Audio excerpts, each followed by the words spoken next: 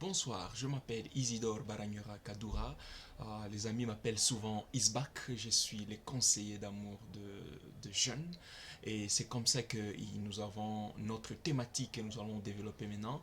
Il s'agit bien évidemment les 5 langages d'amour. Comment nous pouvons exprimer notre amour? Quels sont les 5 éléments qui nous aident à exprimer notre amour? Ou comment nous pouvons remarquer qu'une personne vraiment nous aime énormément, ou comment nous pouvons montrer aussi à quelqu'un qu'on l'aime exactement. Alors, le premier sentiment, c'est d'abord le parole valorisante. C'est-à-dire, nous devons avoir le courage de dire des choses qui encouragent l'autre, des compliments, des encouragements, des galanteries dans nos paroles. Et là, c'est tellement important. Et c'est ça, évidemment, le premier moyen par lequel nous pouvons montrer à quelqu'un qu'on l'aime exactement.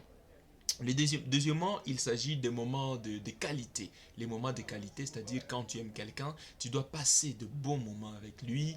C'est-à-dire passer de bons moments avec quelqu'un ne veut pas dire être ensemble avec lui sur les canapés et commencer à suivre la télévision ou soit chatter sur téléphone, chacun sur son téléphone. Non. Le moment de qualité veut dire être ensemble avec quelqu'un et physiquement vous êtes ensemble et spirituellement vous êtes ensemble et dans la conversation, dans les regards, vous êtes ensemble, chacun sent vraiment qu'il est concentré à l'autre et vous êtes concentré sur les émotions, les paroles, les dires et même les toucher de l'autre.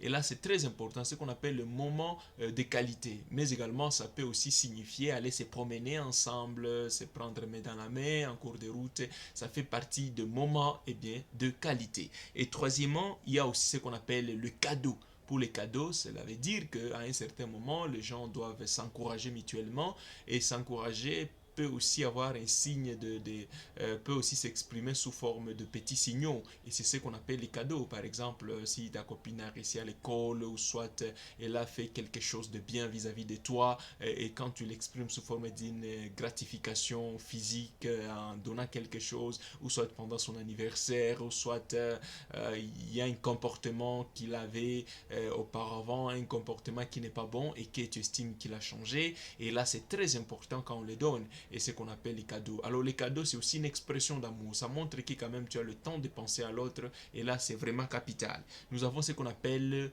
quatrièmement le service rendu. Cela veut dire qu'il y a des garçons, il y a des filles aussi qui expriment leur amour à partir des services rendus. Tu peux arriver chez la fille, elle est en train, par exemple, elle est en train de travailler, elle est en train de torchonner, elle est en train de balayer, et directement tu peux sauter sur cette occasion aussi pour l'aider à balayer, par exemple, pour l'aider à torchonner, même dans la cuisine, par exemple. Ce sont là des petits services qui aussi expriment notre sentiment, mais également le service rendu peut aussi signifier quand tu vois l'autre est en difficulté par exemple de quelque chose que tu peux avoir, tu le rends ces services-là, soit un service financier, soit un service académique ou par exemple dans l'éducation, il a un devoir par exemple qu'il doit faire, tu l'aides à faire ces devoirs-là et là c'est vraiment important quand vous rendez des services comme ça parce que chacun sent combien l'autre est très utile et très important dans sa vie et là c'est une expression non seulement de l'amour et ça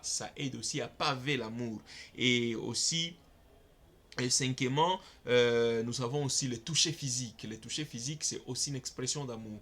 C'est-à-dire, quand tu aimes quelqu'un, tu ne dois pas avoir peur de l'approcher. C'est-à-dire, le toucher physique n'est pas seulement le sexe, mais ça peut aussi être, tu prends l'autre la main par exemple, vous prenez la main, tu prends, quand vous donnez ce qu'on appelle en Swahili les yambi par exemple, ou soit on peut aussi s'embrasser, ça peut exister, ou soit faire l'amour, tout ça c'est ce qu'on appelle les touchés physiques. Et les touchés physiques, c'est aussi parmi les signaux qui prouvent combien de fois que nous aimions quelqu'un. Bien que pour les garçons, le sexe n'est pas à 100% une expression d'amour, mais pour les filles, vraiment, à grande échelle, vraiment, c'est une expression vraiment d'amour.